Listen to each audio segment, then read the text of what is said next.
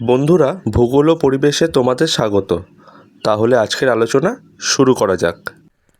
আজকের ভিডিওর আলোচনার বিষয় হলো ভৌমজলের কার্য এবং সংশ্লিষ্ট ভূমিরূপ, ground water and associated landform. এটা আজকে আলোচনা করব। সবার আগে আমাদের জানতে হবে যে ভৌমজল কাকে বলছে।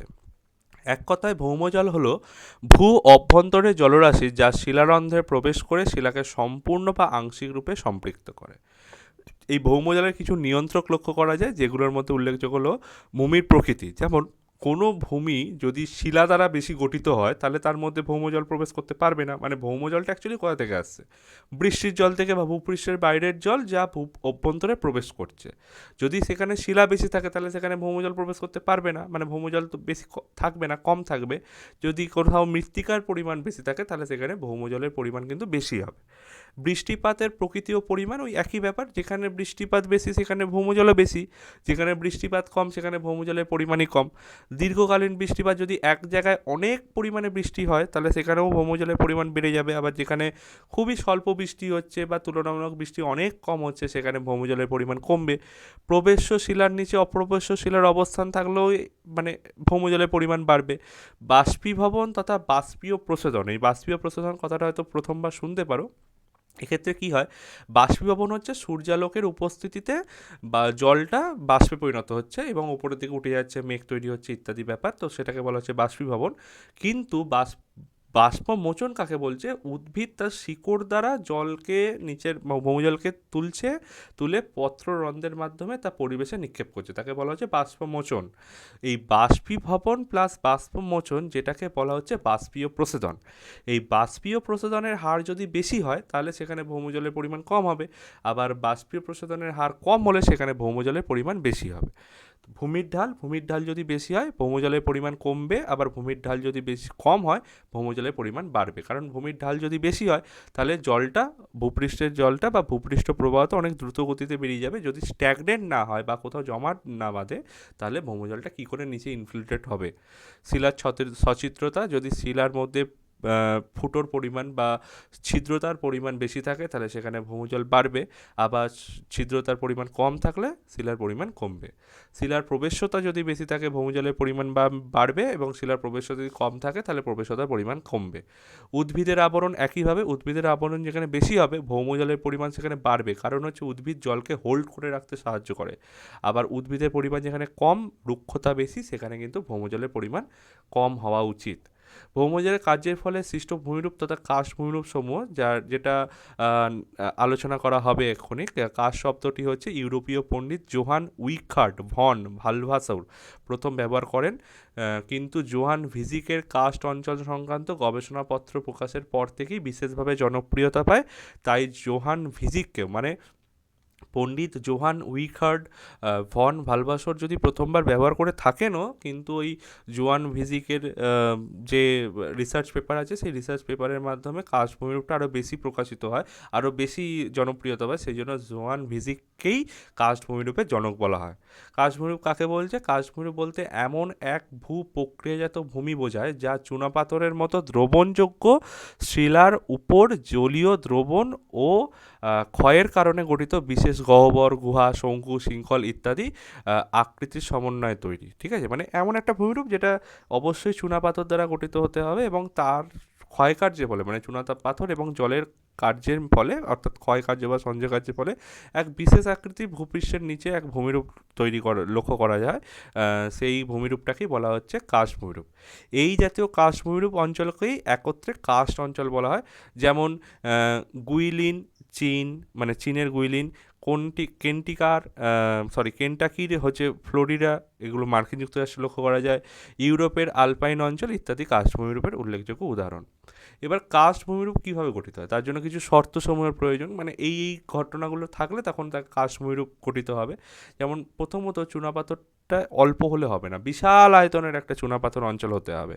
চুনাপাথরের স্তরটার গভীরতা বেশি হতে হবে, পুরু হতে হবে, ভূপৃষ্ঠের কাছাকাছি দ্রাব্যশিলার উপস্থিতি হতে হবে। দ্রাব্যশিলার উপস্থিতি হলেই হবে না, সেই দ্রাব্যশিলাটা যদি ভালোভাবে দ্রবীভূত হতে পারে সেই রকম অনুকূল প্রকৃতিও থাকতে হবে, প্রচুর বৃষ্টিপাত হতে হবে এবং প্রচুর ভৌমজলের যোগানও থাকতে হবে। এবারে আমরা একটুখানি জেনে নিই যে মানব জীবনে কাশময়ূরের প্রভাবগুলো কী কী। কৃষিকাজ, যেখানে কাশময়ূর অঞ্চল লক্ষ্য করে সেখানে জলের পরিমাণ অনেক থাকবে, ফলে মৃত্তিকা জলজাত হয়ে থাকবে, ফলে আশেপাশের অঞ্চল কৃষিকাজ ভালো হবে, পানীয় জল পাওয়া যাবে সেখান থেকে, খনিজ দ্রব্যের আধার হয় কাশময়ূর, সেখান থেকে বিভিন্ন ধরনের খনিজ পদার্থ যেমন চুন সেখান থেকে পাওয়া যায়। জলবিদ্যুৎ উৎপাদন কেন্দ্র, কাশময়ূর অঞ্চলে অনেক নদী লক্ষ্য করা যায়, সেই নদীর মধ্যে টারবাইন ঘুরিয়ে আমরা জলবিদ্যুৎ উৎপাদন কেন্দ্র তৈরি করতে পারি। পর্যটন শিল্পের বিকাশ ঘটতে পারে।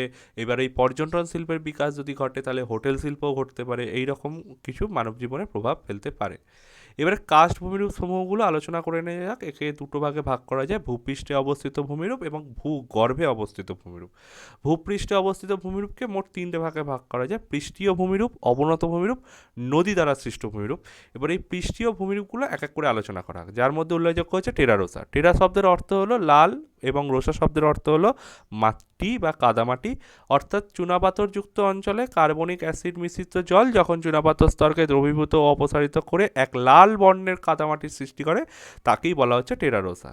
গ্রাইক বা ক্লিন্ট কাকে বলছে? চুনাপাথর গঠিত ভূমিরূপ অঞ্চলে দ্রবণ কার্যের ফলে যে জালিকাকার ফাটল বা সরু সুদীর্ঘ ও গভীর খাতের সৃষ্টি হয় তাকে বলা হচ্ছে গ্রাইক। এই গ্রাইক মধ্যবর্তী যে উচ্চভূমি লক্ষ্য করা যায় তাকেই বলা হচ্ছে ক্লিন্টস। মানে এই যে খাতগুলো সৃষ্টি হয়েছে, এই খাতগুলো এবং এই খাতগুলোকে বলা হচ্ছে গ্রাইক, এবং এই খাত দুটো খাতের মধ্যবর্তী যে উঁচু ভূমিরূপ সৃষ্টি হয়েছে এগুলোকে বলা হচ্ছে ক্লিন্টস। আবার চুনাপাথরের মেঝে কাকে বলছে? গ্রাইক ও ক্লিন্টস সহ নানান ভূমিরূপ যে অঞ্চলে লক্ষ্য করা যায় তাকেই বলা হচ্ছে চুনাপাথরের মেঝে।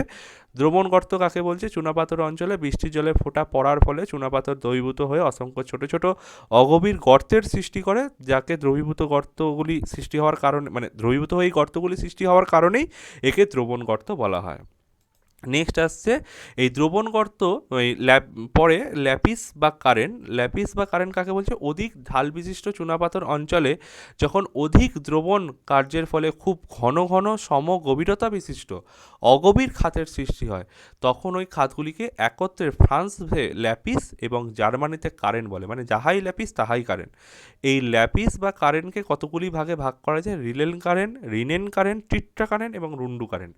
রিলেন কারেন্ট কাকে বলছে? এই গভীরতাটা যদি আরও গভীর হয় তখন তাকে রিলেন কারেন্ট বলে, কম গভীরতা হলে রিনেন কারেন্ট, ঘন ঘন হলে টিট্রা কারেন্ট, এবং একটু ঘনটা যদি পাতলা হয় মানে একটু ছাড়া ছাড়া যদি হয় তখন তাকে রুন্ডু কারেন্ট বলা হয়।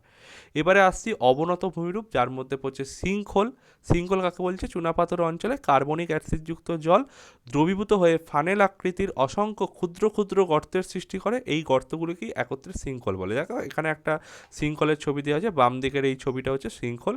আর সোয়ালো হোল কাকে বলছে? যদি এই সিঙ্কহোল দ্রবণ প্রক্রিয়া আরও বড় আকার ধারণ করে তখন তাকে বলা হয় সোয়ালো হোল। এবারে আসছে ডোলাইন। এখানে অনেক কটা ছবি দেওয়া আছে, ভালো করে দেখবে, দেখলে বুঝতে পেরে যাবে। ডোলাইন কাকে বলছে? এই ডোলাইন শব্দের আক্ষরিক অর্থ হলো ভূপৃষ্ঠের অবনমন, অর্থাৎ কার্স্ট অঞ্চলে গঠিত সিঙ্কহোল বা সোয়ালো হোল একত্রিত হয়ে বিশাল আকার যে অবনমিত গর্তের সৃষ্টি হয় তখন তাকে বলা হচ্ছে ডোলাইন। ঠিক আছে। উহালা কাকে বলছে? একাধিক ডোলাইন যুক্ত হয় আরও বড় বিশাল গভীর ও প্রশস্ত তলদেশের গভীর বিশিষ্ট গর্তের সৃষ্টি হলে তখন বলা হয় তাকে উভালা। পোলজে কাকে বলছে? আরও বৃহৎ, মানে সিঙ্কহোল যত বড় গর্ত তার থেকে আরও বড় সোয়ালো হোল, তার থেকে আরও বড় ডোলাইন, তার থেকে আরও বড় উভালা, তার থেকে আরও বড় পোলজে। পোলজে কাকে বলছে? কার্স্ট অঞ্চলে উভালা অপেক্ষাকৃত আরও বড় বৃহৎ আকৃতির দীর্ঘায়িত এবং সমতলদেশ বিশিষ্ট খাড়া ঢাল সম্পন্ন আবদ্ধ গর্তের সৃষ্টি হলে তখন তাকে বলা হয় পোলজে। কার্স্ট অঞ্চলে অনেক সময় ডোলাইনের মধ্যে বা অবনমিত গর্তের মধ্যে জল জমলে যে হ্রদের সৃষ্টি হয় তাকে বলা হয় কার্স্ট হ্রদ। চুনাপাথরযুক্ত অঞ্চলে গুহার ছাদ ধসে পড়লে এক ফাঁকা স্থানের সৃষ্টি হয়, মানে উপর থেকে নিচের গুহাগুলো দেখা যায়, ফলে গুহার নিচ দিয়ে প্রবাহিত অন্তঃসলিলা নদী উপর থেকে লক্ষ্য করা যায়। ওই ফাঁকা অংশটিকেই কার্স্ট জানালা বা কার্স্ট বাতায়ন বা কার্স্ট গবাক্ষ বা কার্স্ট উইন্ডো, এই চারটে যে কোনো একটা বললেই হবে, এগুলোকে বলা হয়। কার্স্ট টাওয়ার কাকে বলছে? অনেক সময় চুনাপাথর দ্বারা গঠিত সমভূমি অঞ্চলে সুউচ্চ লম্বা সরু টিলার মতো বা টাওয়ারের মতো ভূমিরূপ লক্ষ্য করা গেলে তখন তাকে বলা হয় কার্স্ট টাওয়ার। এছাড়া হচ্ছে পুনর, চুনাপাথরযুক্ত অঞ্চলে অ্যাসিড মিশ্রিত জলের দ্রবণ ক্রিয়ার ফলে সৃষ্ট সিঙ্কহোল বা সোয়ালো হোল থেকে বহু গর্ভস্থ গুহা পর্যন্ত যে নলের সৃষ্টি হয়, নলপথের যে সৃষ্টি হয় তাকে বলা হচ্ছে পুনর। এবারে দ্রবণ প্যান কাকে বলছে? চুনাপাথর অঞ্চলে কার্বনিক অ্যাসিড ক্রমাগত ক্ষয়ের ফলে ডোলাইন ক্রমশ প্রসারিত ও বিস্তৃত হয়ে যে অগভীর অবনমিত গর্তের সৃষ্টি হয় তাকে বলা হচ্ছে দ্রবণ প্যান। আর হামস কাকে বলছে? কার্স্ট অঞ্চলে অনেক সময় পোলজের মধ্যভাগে অবস্থিত কঠিন শিলা গঠিত যে অবশিষ্ট ছোট ছোট পাহাড় লক্ষ্য করা যায়, সেই ছোট ছোট পাহাড়গুলোকেই বলা হচ্ছে হামস। এবারে আসছে নদী দ্বারা সৃষ্ট ভূমিরূপ, যার মধ্যে উল্লেখযোগ্যগুলি হলো গিরিখাত। পাথর গঠিত অঞ্চলে মানে চুনাপাথর গঠিত অঞ্চলে ভূপৃষ্ঠের ওপর দিয়ে প্রবাহিত নদী যখন দ্রবণ প্রক্রিয়ায় নিচের দিকে ক্ষয় করতে করতে যে গভীর খাড়া ঢাল বিশিষ্ট উপত্যকার সৃষ্টি করে তাকে গিরিখাত বলে। অন্ধ উপত্যকা কাকে বলছে? কার্স অঞ্চলের নদীর প্রবাহ পথে যদি কোনো শৃঙ্খলের অবস্থান লক্ষ্য করা যায় তাহলে নদীর জল ওই শৃঙ্খলের মধ্যে দিয়ে ভূগর্ভে প্রবেশ করে, ফলে নদীটি তার মূল প্রবাহ পথ হারিয়ে ফেলে। মানে ওপর দিয়ে কোনো একটা নদী বয়ে যাচ্ছিল, যেতে যেতে হঠাৎ করে নিচের দিকে প্রবেশ করে গেছে, এরকম টাইপের যদি কিছু ঘটে, ফলে নদী তার প্রবাহ পথ হারিয়ে ফেলছে, এই রকমই মনে হয়।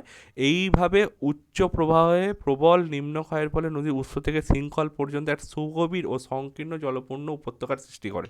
এই রকম ভূমিরূপকেই অন্ধ উপত্যকা বলা হয়। শুষ্ক উপত্যকা কাকে বলছে? কার্স্ট অঞ্চলে নদীর প্রবাহপথে যদি কোনো শৃঙ্খলের অবস্থান লক্ষ্য করা হয় তাহলে নদীর জল ওই শৃঙ্খলের মধ্যে দিয়ে ভূগর্ভে প্রবেশ করে, হঠাৎ করে গিয়ে নিচে পড়ে যাচ্ছে, ফলে নদী তার মূল প্রবাহপথ হারিয়ে ফেলে, ফলে নদীর উপত্যকার মোহনার দিকে অংশ সম্পূর্ণ জলশূন্য হয়ে পড়ে, তাকেই শুষ্ক উপত্যকা বলা হচ্ছে। এছাড়া হচ্ছে প্রাকৃতিক সুড়ঙ্গ কাকে বলছে? কার্স্ট অঞ্চলের উপর দিয়ে প্রবাহিত নদী শৃঙ্খলের মধ্যে দিয়ে ভূগর্ভে প্রবেশ করলে দোবন কার্যের ফলে এক সুড়ঙ্গের সৃষ্টি হয়, একে বলা হয় প্রাকৃতিক সুড়ঙ্গ। সেতু কাকে বলছে? কার্স্ট অঞ্চলে কোনো কারণে প্রাকৃতিক সুড়ঙ্গের ছাদ ধসে পড়লে সুড়ঙ্গের দৈর্ঘ্য ক্রমশ কমতে থাকে, ফলে এক প্রকার সেতুর সৃষ্টি হয়, একেই প্রাকৃতিক সেতু বলেছে। সেতুর ছবিটা তোমরা দেখতে পাচ্ছ, এরকমভাবে প্রাকৃতিক সেতু তৈরি হয়। পকেট উপত্যকা কাকে বলছে? কার্স্ট অঞ্চলে ক্ষয়কার্যের ফলে সৃষ্ট ছোট ছোট সরু গভীর ও খাড়া ঢালযুক্ত উপত্যকাকে, মানে ছোট ছোট অনেকগুলো একসাথে যদি উপত্যকা লক্ষ্য করা যায় তখন তাকে বলা হয় পকেট উপত্যকা। আর মিয়েন্ডার গুহা কাকে বলছে? নদীর বাঁক বা মিয়েন্ডারের মধ্যে নদীর দোবন প্রক্রিয়া ক্ষয়কার্যের ফলে যদি কোনো গুহার সৃষ্টি করে তখন তাকে বলা হয় মিয়েন্ডার গুহা। এবারে আমরা জানি ভূগর্ভে অবস্থিত ভূপৃষ্ঠ মানে ভূমিরূপগুলো সম্বন্ধে। তাকে দুটো ভাগে ভাগ করা যেতে পারে, একটা ক্ষয়জাত ভূমিরূপ, একটা সঞ্চয়জাত ভূমিরূপ। ক্ষয়জাত ভূমিরূপের মধ্যে উল্লেখযোগ্য হলো গুহা এবং ভূগহ্বর। চুনাপাথরযুক্ত অঞ্চলে ভৌমজলের কার্যের ফলে শিলাস্তরের ক্ষয়প্রাপ্ত হয়ে বা ধসে গিয়ে যে শূন্য স্থানের সৃষ্টি হয় তাকেই গুহা বলে। ভূবিজ্ঞানী থর্নবেরির মতে এই গুহার আকার যদি বিশাল আকার হয়ে থাকে মানে বিশাল আয়তনের হয়ে থাকে তখন তাকে ভূগহ্বর বলা হয়। গর্ভ অলিন্দ কাকে বলছে? গুহার সৃষ্টির সঙ্গে সঙ্গে গুহার দেয়ালে ছোট বড় নানান আকৃতির গর্তের সৃষ্টি হয়, এই গর্তগুলোকেই একত্রে গর্ভ অলিন্দ বলা হয়। গর্ভপ্রবাহ কাকে বলছে? ভূগহ্বরের মধ্যে দিয়ে নদী প্রবাহিত হলে নদী দ্বারা সৃষ্ট দ্রারণ প্রক্রিয়ায় মানে দ্রবণ প্রক্রিয়া অ্যাকচুয়ালি ক্ষয়কার্যের ফলে উৎপন্ন উপাদানগুলি নদী তার প্রবাহের সাথে বহন করে নিয়ে চলে যাচ্ছে, মানে যখন প্রবাহিত হচ্ছে তখন ওই পদার্থগুলো বহন করে নিয়ে চলে যাচ্ছে, একেই বলা হয় গর্ভপ্রবাহ। মানে গর্ভের সমস্ত উপাদানগুলো বয়ে নিয়ে চলে যাচ্ছে, সেই জন্য গর্ভপ্রবাহ বলে। যে পথ দিয়ে প্রবাহিত হয় তাকে বলা হয় গর্ভপ্রবাহ পথ। এবারে আসছি সঞ্চয়িত ভূমিরূপ, যার মধ্যে উল্লেখযোগ্য হলো প্রবাহ প্রস্তর। প্রবাহ প্রস্তর কাকে বলছে? চুনাপাথর অঞ্চলে সৃষ্ট গুহার মধ্যে গুহার দেওয়াল বা মেঝের উপর দিয়ে প্রবাহমান জলের দ্বারা সৃষ্ট ভূমিরূপকেই প্রবাহ প্রস্তর বলা হয়। প্রান্ত প্রস্তর কাকে বলছে? চুনাপাথর অঞ্চলে সৃষ্ট গুহার মধ্যে গুহার প্রান্তভাগে নদী দ্বারা সৃষ্ট যে সমস্ত ভূমিরূপের সৃষ্টি হয় তাকে একত্রে প্রান্ত প্রস্তর বলে। আর পাতন প্রস্তর কাকে বলছে? চুনাপাথর অঞ্চলে সৃষ্ট গুহার মধ্যে গুহার ছাদ থেকে চুনাপাথর মিশ্রিত জল ফোঁটার আকারে মেঝের দেওয়ালে বা ছাদে জমা হয়ে নানান ভূমিরূপের সৃষ্টি করে, তাকে বলা হচ্ছে প্রান্ত প্রস্তর। এবার এই প্রান্ত প্রস্তরকে কতগুলো ভাগে ভাগ করা যায়, নানান ভূমিরূপের সৃষ্টি হয়, যেমন হচ্ছে স্ট্যালাকটাইট। ডেনমার্কের পদার্থবিদ ওলে ওর্ম সর্বপ্রথম স্ট্যালাকটাইটের ধারণা দেন। চুনাপাথর অঞ্চলের সৃষ্ট গুহার ছাদ থেকে মানে গুহার ছাদ থেকে চুনাপাথর মিশ্রিত জল চুঁইয়ে পড়ার সময় মেঝেতে পড়ার আগেই বাষ্পীভূত হয়ে সরু সরু দণ্ডের আকারে ঝুলন্ত অবস্থায় ভূমিরূপের সৃষ্টি করে। তোমরা দেখবে ফ্রিজের মধ্যে যদি ডিপ ফ্রিজে বরফ অনেক দিন ধরে জমতে থাকে তাহলে ওপর থেকে জলের ফোঁটা পড়তে পড়তে তা বরফের আকার ধারণ করে, ঠিক এই রকম ছবিতে যেরকম দেখছো। তো ওই রকম যেগুলো হয় সেরকমই চুনাপাথর অঞ্চলে গুহার ছাদের ওপর থেকে যদি এরকম নিচের দিকে নামতে থাকে তাকে বলা হয় স্ট্যালাকটাইট। আবার সেটা যদি নিচ থেকে ওপরের দিকে উঠতে থাকে মানে মেঝে থেকে যদি উপর থেকে উঠতে থাকে তাকে বলা হয় স্ট্যালাকমাইট। যেমন চুনাপাথর অঞ্চলের সৃষ্ট গুহার মধ্যে গুহার ছাদ থেকে চুনাপাথর মিশ্রিত জল চুঁইয়ে মেঝেতে পড়ে তা জমতে জমতে মোটা স্তম্ভের আকারে উপরের দিকে উত্থিত হয়, এই প্রকার ভূমিরূপকেই বলা হয় স্ট্যালাকমাইট। এবার আসছে গুহাস্তম্ভ, মানে এই স্ট্যালাকটাইট আর স্ট্যালাকমাইট যদি একসাথে জুড়ে যায়, দেখো নিজের ছবিতে এরকম আছে, তখন তাকে বলা হয় গুহাস্তম্ভ। পড়ে নেওয়া যাক, জেনে নেওয়া যাক বিষয়টা কি আরও ভালোভাবে। চুনাপাথর অঞ্চলের সৃষ্ট গুহার মধ্যে উপর থেকে নামতে থাকা স্ট্যালাকটাইট এবং মেঝে থেকে উপরের দিকে উঠতে থাকা স্ট্যালাকমাইট যদি একসঙ্গে যুক্ত হয়ে এক উল্লম্ব দণ্ডে পরিণত হয়, তখন তাকে বলা হয় গুহাস্তম্ভ। এবারে জানি হেলিকাটাইট ও হেলিকামাইট, এটা একটু সহজভাবেই বলে দিতে পারি প্রথমেই, যে এই স্ট্যালাকটাইট যদি হেলে থাকে তাকে হেলিকাটাইট বলা হয়, স্ট্যালাকমাইট যদি হেলে থাকে তাকে হেলিকামাইট বলা হয়। কীরকম? চুনাপাথর অঞ্চলে সৃষ্ট গুহার মধ্যে অনেক সময় স্ট্যালাকটাইট উলম্ব রেখা বরাবর সঞ্চিত না হয়ে তির্যকভাবে বা বক্রভাবে বা এলোমেলোভাবে সঞ্চিত হলে তাকে হেলিকাটাইট বলা হয়। ঠিক তেমনই মেঝে থেকে সৃষ্ট স্ট্যালাকমাইট উল্লম্ব রেখা বরাবর সঞ্চিত না হয়ে তির্যকভাবে বা বক্রভাবে বা এলোমেলোভাবে সঞ্চিত হলে তাকে হেলিকামাইট বলা হয়। তো আজকের মতো এই পর্যন্তই। আশা করছি তোমরা এই ভিডিওটার মাধ্যমে চুনাপাথর এবং সেই অঞ্চলে গঠিত সংশ্লিষ্ট ভূমিরূপ সম্বন্ধে এবং ভৌমজলের কার্য এবং ভৌমজলের ফলে সৃষ্ট এবং সংশ্লিষ্ট ভূমিরূপ সম্বন্ধে যে ভূমিরূপগুলো সৃষ্টি হয়েছে সেগুলো সম্বন্ধে জানতে পেরেছো, বুঝতে পেরেছো। যদি কোনো সমস্যা থাকে তাহলে অবশ্যই তোমরা কমেন্ট বক্সে কমেন্ট করবে, সেই প্রশ্নের উত্তর আমি দেওয়ার চেষ্টা করব। আজকের মতো এ পর্যন্তই, পরবর্তী ভিডিওর জন্য অপেক্ষা করতে হবে। Thank you so much. বন্ধুরা, আরও এরকম ইন্টারেস্টিং ভিডিও পেতে ভূগোল ও পরিবেশ চ্যানেলটিকে সাবস্ক্রাইব করো, শেয়ার করো এবং লাইক করো। Thank you. Visit again.